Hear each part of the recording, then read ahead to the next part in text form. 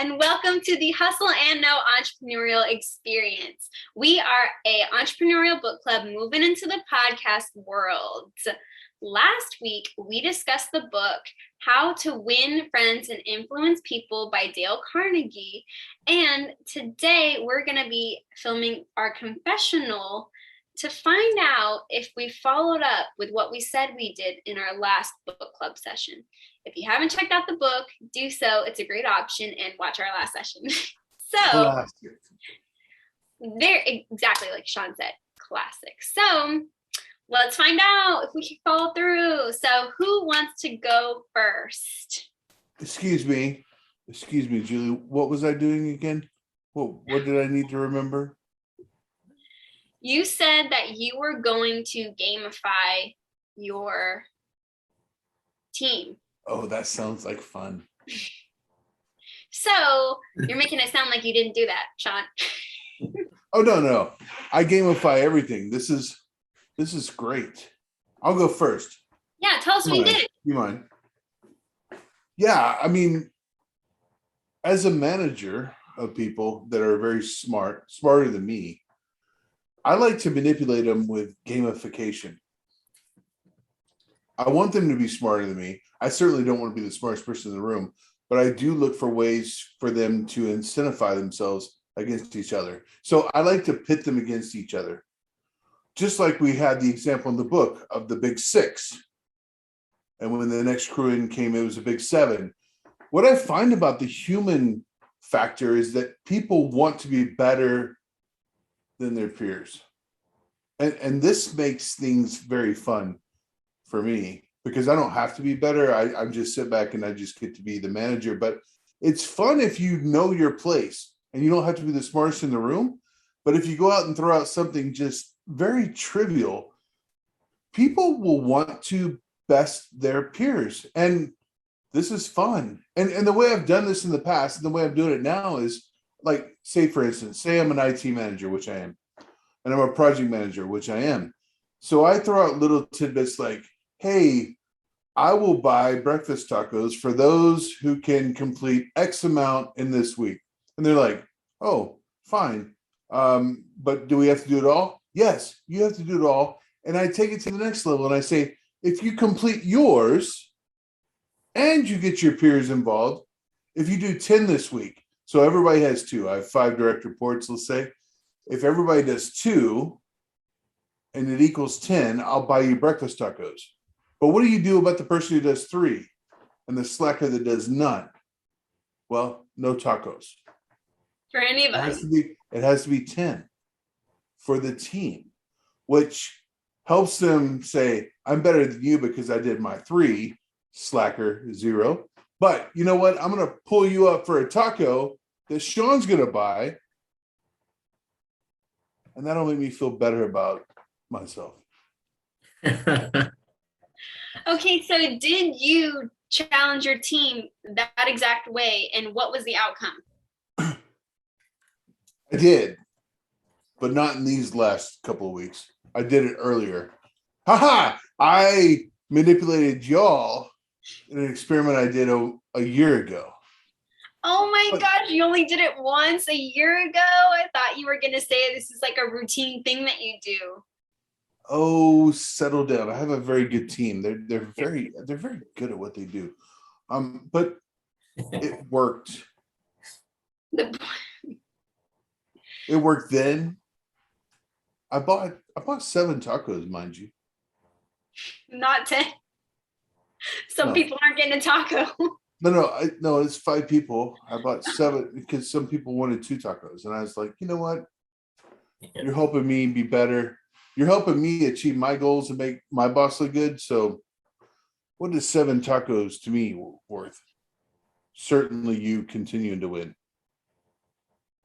Okay. So moral of the story is that it worked. Manipulating people is fun when you do it cleverly. When you do it for the benefit of the whole. Oh, that's probably a better way to put it. When you do it for the benefit of the whole. Okay. Well, Shawn, I challenge you to do it again. Check. Okay, technically speaking, I guess you completed that, but I'd like to see you try it again to see if it would work now a year later. Oh, yeah. When people are leaving jobs at a record pace, I don't think so. Tacos won't keep people in place now. Doesn't have to be tacos. You can be creative. It can be something else, but I'm not Oprah. I'm not giving away cars.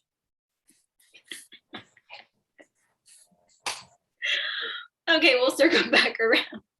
But in the meantime, Joseph, what about you? What about me? Joseph, did Okay. you follow through with what you said you were going to do last time? Yes.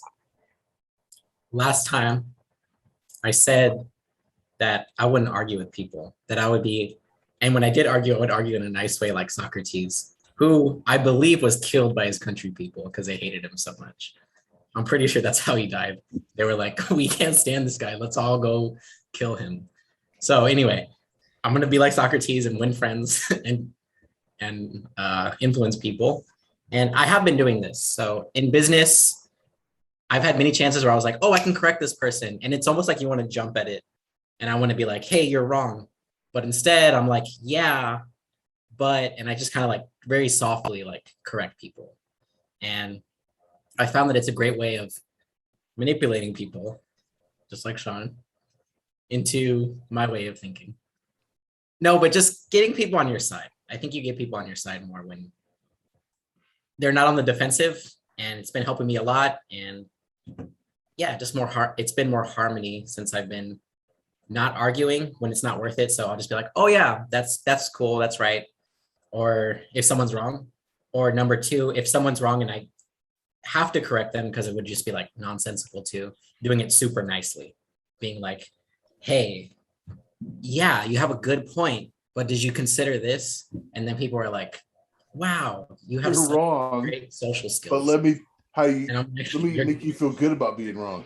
You're darn tootin' right, I do. And then I manipulate them that way. And it just keeps going on. And I love it. So have you experienced this within the last, few weeks? Have you applied it?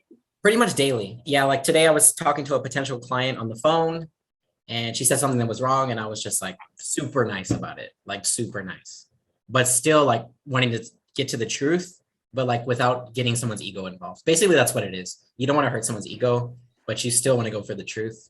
So not doing it like, I got you, or no, that's wrong, but like idiot. No, I'm just kidding. Feeling superior to people, but making them feel good about it.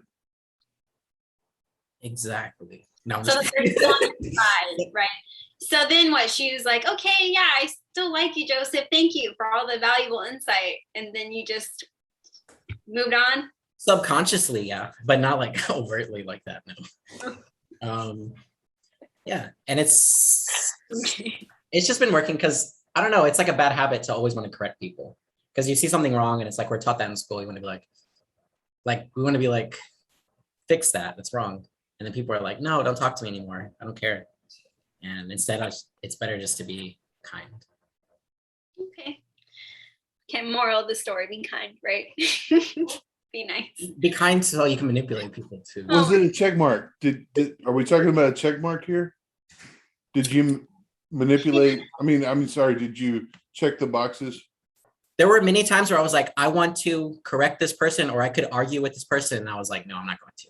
So yeah, I feel like I did it over and over. Okay. Good job, Joseph.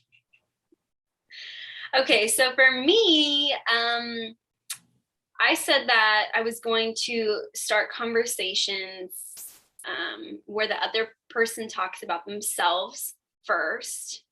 And mainly this is applied whenever you're asking for something, because people love talking about themselves, right?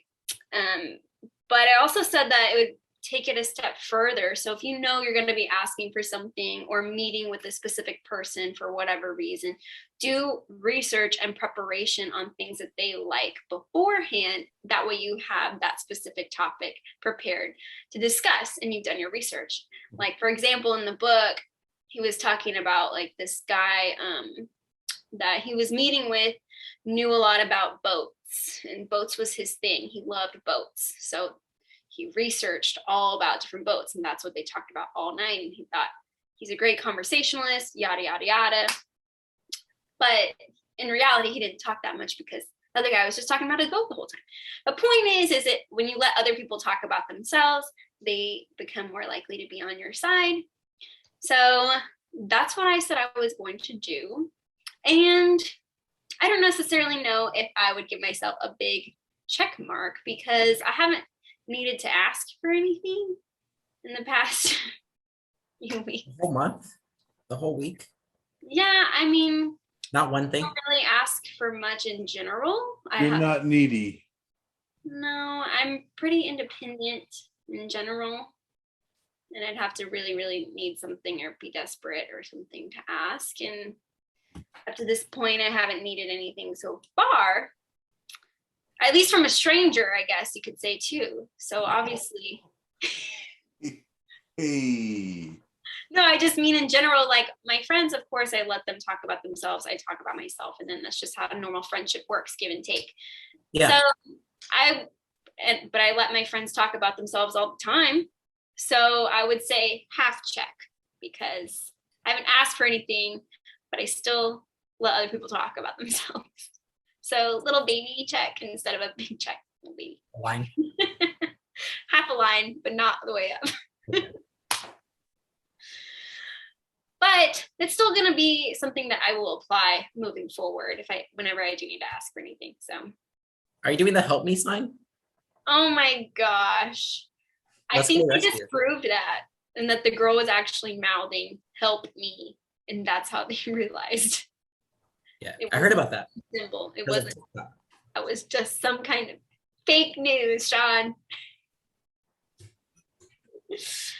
Anyways, Shawn is in dire need of help. I'll call the police over to your house, Shawn. Baby Yoda's attacking. He looks like his life is in danger. Someone called him. Anywho, thank you everybody for watching our confessional of how to win friends and influence people. You can find more about the author and the book in the description. Don't forget that hustle beats talent when talent doesn't hustle. Bye. We'll see you next time.